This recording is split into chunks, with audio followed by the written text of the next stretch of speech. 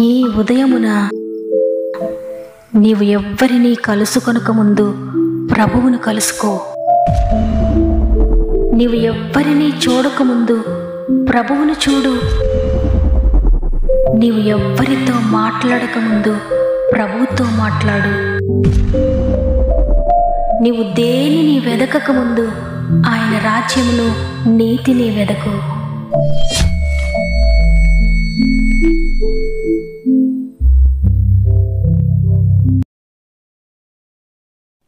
Praise the lord. ఈ ఉదయకాలమున God first అనే వాగ్దాన కార్యక్రమానికి మరొకసారి మిమ్మల్ని అందరినీ హృదయపూర్వకంగా ఆహ్వానిస్తూ, ప్రభువును రక్షకుడైన యేసుక్రీస్తు వారి అతి శ్రేష్టమైన నామములో మీ అందరికీ నా యొక్క హృదయపూర్వకమైన శుభములు తెలియజేస్తున్నాను. దేవుని బిడ్డలారా, మీరందరూ ఈ ఉదయాన్ని ఎలా ఉన్నారు? బాగున్నారు కదా? దేవుని వాక్యం పట్టుకొని ప్రతిరోజు ఉదయాన్నే ఈ విధంగా మిమ్మల్ని కలుసుకోవడానికి దేవుడు నాకు ఇచ్చిన గొప్ప అవకాశమును బట్టి నేను ఎంతగానో సంతోషిస్తున్నాను, దేవుని స్తుతిస్తున్నాను. ఎందుకంటే దేవుని వాక్యము ఈ లోకంలో ఉన్న ప్రతి దానికంటే కూడా శక్తి కలిగినది. ఆయన వాగ్దానము నమ్మదగినది. ఆయన మాట ఇచ్చారంటే వెనక్కి తీసుకోరు, తప్పక నీ జీవితంలో నెరవేరుస్తారు.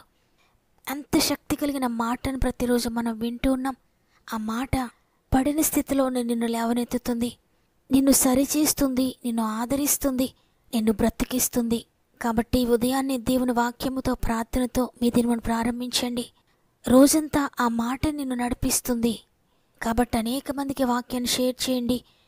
మీరు దేవుని వాక్యాన్ని షేర్ చేయగలుగుతున్నారంటే దేవుడు మీకు ఇచ్చిన గొప్ప అవకాశం. ఎందుకంటే దేవుని మాటలను ఎప్పుడైతే షేర్ చేస్తారో తప్పక మీరు ఆశీర్వదించబడతారు. అంతేకాకుండా మీలో ఇంకెవరికైనా ప్రార్థన అవసరతలుంటే కామెంట్స్ ద్వారా తప్పక నాకు తెలియచేయండి. మీ అందరి కొరకు మేము ప్రార్థిస్తున్నాం. మీకు ప్రేయర్ సపోర్ట్ చేయడం నేను ఇష్టపడుతున్నాను. సృష్టికర్త చేతుల్లో మిమ్మల్ని పెడుతున్నాను. ఆయన చేతులతో చెక్కబడిన మీ జీవితాలను ఆయనే చూసుకుంటారు. భయపడకండి. దేవుని బట్టి ధైర్యం తెచ్చుకోండి. సమస్త మహిమ ఘనత ప్రభావములు దేవునికి చెల్లునుగాక.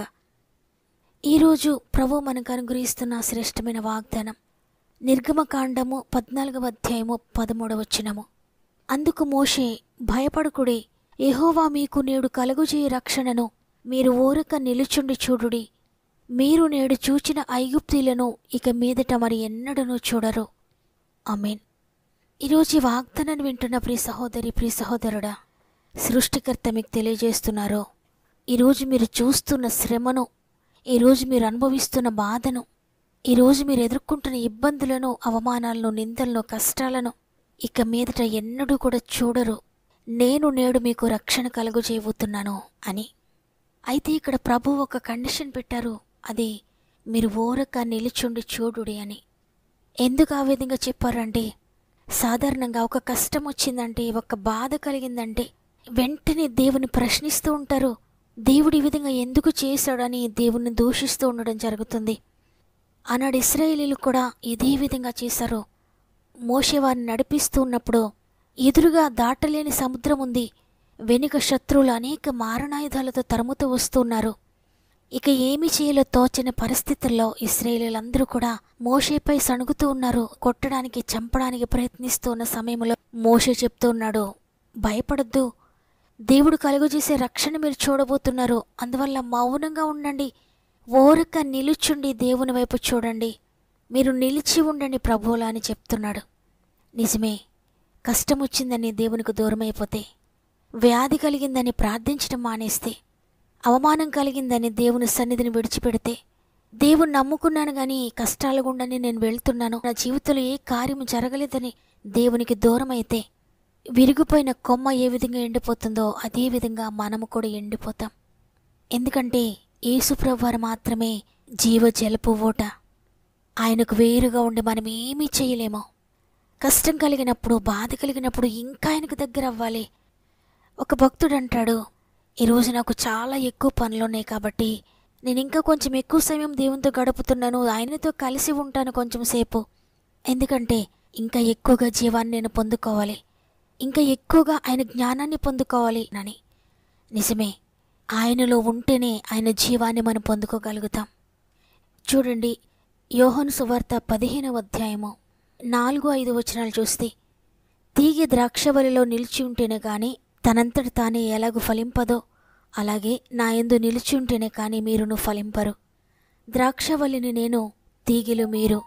ఎవడు నా యందు నిలిచియుండునో, నేను ఎవని యందు నిలిచియుందునో వాడు బహుగా ఫలించును. నాకు వేరుగా ఉండి మీరేమీ చేయలేరు. ఒక చెట్టుకున్న కొమ్మ ఎంతకాలం ఈ చెట్టుతో ఉండాలి నేను అని అనుకుని ఆ కొమ్మ చెట్టును విడిచిపెడితే ఎలాగూ ఎండిపోతుందో, అదేవిధంగా దేవునికి దూరమైతే తప్పక మనం కూడా ఎండిపోతాం. ఆ కొమ్మ ఎంత గాలివానొచ్చినా ఆ చెట్టుతోనే కలిసి ఉండాలి. ఎంత భయంకరమైన వర్షం వచ్చినా, తుఫాను వచ్చినా, మెరుపులొచ్చినా, పిడుగులు పడుతూ ఉన్నా ఆ చెట్టుతోనే కలిసి ఉండాలి.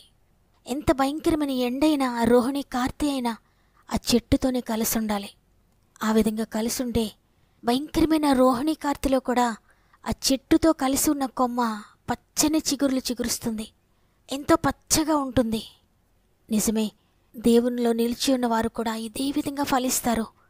గాలివాన్ లాంటి సమస్యలు వచ్చాయి కదా, ఈ భయంకరమైన వ్యాధితో నేనున్నాను కదా, ఈ ఆర్థిక బంధకాల్లో నేనున్నాను కదా, అవమానాలు గుండా ప్రయాణిస్తున్నాను కదా, ఇక నేను ఎలా దేవునిలో నిలిచి ఉండాలి, ఆయనతో నేను ఎలా అంటుగట్టుబడి ఉండాలి, ఓరక నిలుచుండి చూడలేను, నేను ఆయనతో ఉండలేనని నీవు గనక ఆయనకు వేరుగా వెళితే నీ జీవితంలో ఎండిన స్థితిని చూస్తావు.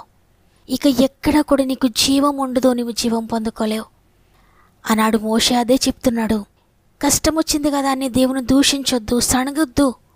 కష్టంలో ఉండగానే ఇంకా దేవునితో అంటుకట్టుబడి ఉండండి. ఇంతవరకు చూచిన కష్టాలకి మీదట చూడవు, ఇంతవరకు చూచిన అనారోగ్యంకి మీదట నువ్వు చూడవు, ఇంతవరకు చూసిన ఆర్థిక బంధకాలకి మీదట నీకుండవు. ఇంతవరకు ఏదైతే మాటి మాటికి నువ్వు దేవునికి దూరం అవుతూ ఉన్నావో, మాటి మాటికి పడిపోతూ ఉన్నావో వాటిలో ఇక పడవు నీవు. ఎందుకంటే దేవునిలో నీవు అంటుకట్టబడతావు.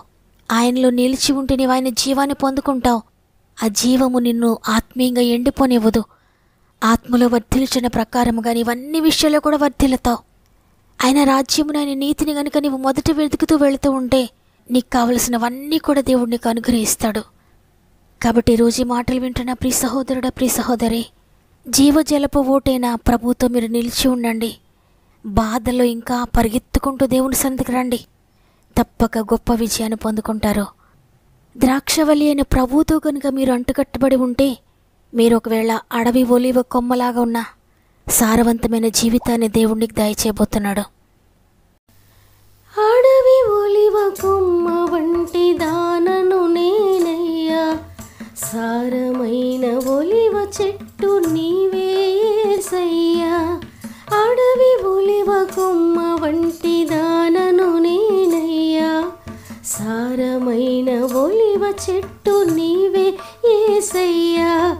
నీలో నేను అంటు కట్టబడుటకు, నీలో నేను అంటు కట్టబడుటకు ఫలించని కొమ్మలను విరిచావు దేవా, ఫలించని కొమ్మలను విరిచావు దేవా, విరిచావు దేవా. యేసయ్యా, యేసయ్యా, యేసయ్యా, యేసయ్యా, యేసయ్యా, యేసయ్యా, యేసయ్యా, యేసయ్యా. ఏమీ లేదు నాయందు అతిశయించుటకు, నా అతిశయం నీవే యేసయ్యా. ఏమీ లేదు నాయందు అతిశయించుటకు, నా అతిశయం నీవే యేసయ్యా, నా అతిశయం నీవే యేసయ్యా. వాగ్దానం నమ్మిన వారందరూ ఒక్క నిమిషం నాతో మోకరిస్తారా? ప్రార్థన చేద్దాం. ప్రేమగల తండ్రి, నీకు వందనాలు. నీ ఉచిత కృపను బట్టి మరి ఒక దినమును చూచే తరుణాన్ని మాకు ఇచ్చారు. మమ్మల్ని సర్వసత్యంలో నడిపించాలని మరలా మాకు అవకాశాలు ఇస్తూ ఉన్నారు. ఈరోజు వాగ్దానం చేశారు, నేడు మీకు కలుగుచే రక్షణ మీరు ఊరక నిలిచిండి చూడండి, భయపడకండి. ఈరోజు చూచిన ఐగుప్తీలు నీకు మీదట ఎప్పటికీ కూడా చూడరు అని. అవును తండ్రి, నీలో నిలిచి ఉంటే ఏ తుఫానులు వస్తున్నా, ఏ అలలు కొడుతూ ఉన్నా తప్పక మీరు గొప్ప రక్షణను కలుగజేస్తారని వాగ్దానం చేశారు. తండ్రి, ఈరోజు ఎంతమంది అయితే వాగ్దానాన్ని విన్నారో ప్రతి ఒక్కరి జీవితంలో ఈ వాగ్దానము నెరవేర్చబడును గాక యేసు నామములో. వారు నీలో నిలిచి ఉండడానికి సహాయం చేయండి, నీతో అంటుకట్టబడి ఉండడానికి సహాయం చేయండి అయ్యా. ఆనాడు ఇశ్రాయేలీయులకు అదేవిధంగా రక్షణ కలుగ చేశారు. వారి ఎదుట ఉన్న భయంకరమైన ఎర్ర సముద్రము 2 పాయలుగా చేశారు.